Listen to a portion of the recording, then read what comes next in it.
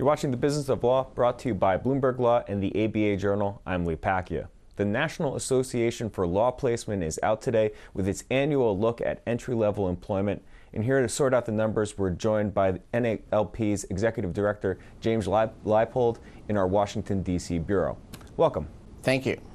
In looking at this year's numbers, it seemed to me that they could be used to argue two distinct positions. One, that things are getting better, or on the other hand, that they're as bad as they've ever been.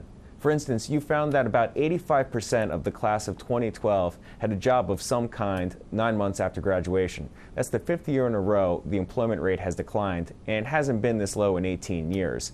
Yet you say the employment picture is improving. Could you reconcile that for us? Sure. I think it's important to understand that we are absolutely still in the aftermath of the recession, and it's had a really profound impact on the legal employment market. And we're also living through a period where the practice of law and the way legal services are delivered is changing quite a bit. So the job market troubles are not only related to the aftermath of the recession. So it's true that the overall employment rate was the lowest we've seen since 1994.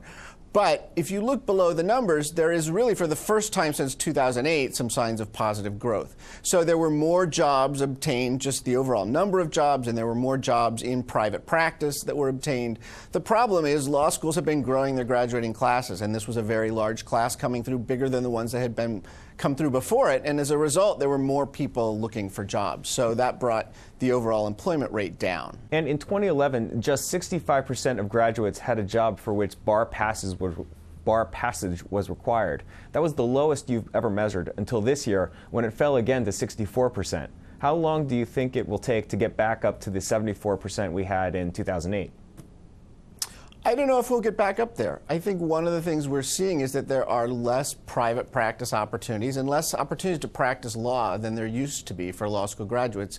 And there are more jobs that are sort of law-related jobs, jobs with technology companies or financial companies that work with law firms in the delivery of legal services, jobs with legal process outsourcers. We're seeing new kinds of jobs evolve, the kinds of jobs that Richard Susskind has talked about so eloquently in his work.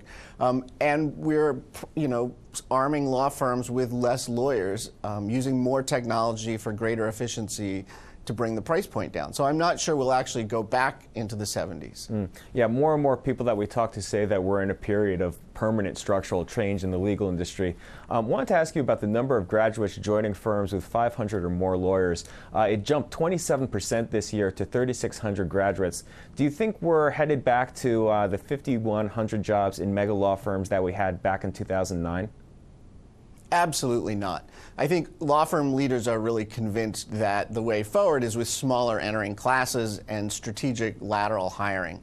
The corporate client, who is the main, entity who's getting legal services from law firms, are really not interested in having a lot of young and relatively untrained lawyers on their billing matters. Law firms stopped hiring almost completely in the worst of the recession. So the growth that we're seeing now is, clawing back from what was essentially a bit of a hiring freeze. Of course, law firms need new people coming through, and they're going to hire some every year. But most law firm leaders you speak with are going to agree that smaller entering classes are part of the new normal that that is going to be with us for some time. It's interesting to note that that spike in big law jobs was accompanied with an increase of $1,000 in the median starting salary this year to $61,000 and change. Do you expect that to continue to rise next year? So the salaries went up. It's an aggregate salary. It's not that any one employer is paying more than they did the year before, but the aggregate or group average or median salary went up because there were more of the jobs at the biggest firms that pay the most. For the most part, salaries of $160,000. That we might see some growth in next year in that a little bit more, but we're not going back again where we were because we're not going to have those large classes. The aggregate salaries before the recession were so high because there were 5,200 or more people each earning $160,000, and that pulled the median up. I just don't expect to see that kind of growth anytime soon. It was also interesting to see that law school funded jobs declined this year from 5% to 4% of all jobs. Was that because there was less need, or because more schools couldn't sustain funding all those positions? We don't know the exact answer to that, but my guess is that schools began pulling back because it was just economically unsustainable to be funding as many jobs as they were for the long term. In some schools, it's as high as 22 or 23% of the graduating class has jobs that have been funded by the school in the last 2 years. And many of those jobs last for a year or more. And so that's a huge financial commitment. An important temporary stopgap measure that the schools used to help ease their graduates through the recession, the worst of the recession. I think Bridge to Practice Fellowship programs in general are a good thing, sort of a subsidized way for students to get some practice experience. I don't expect them to go away. I think schools are going to continue to be an active employer of their graduates for the foreseeable future. But I think we'll continue to see some scaling back because the cost of that is huge, and there's so much concern about the overall cost of legal education, the cost of tuition, and ultimately that's where that money has to come from, is tuition dollars. Jim, we've heard hiring partners at big firms often complain about how long their hiring process is.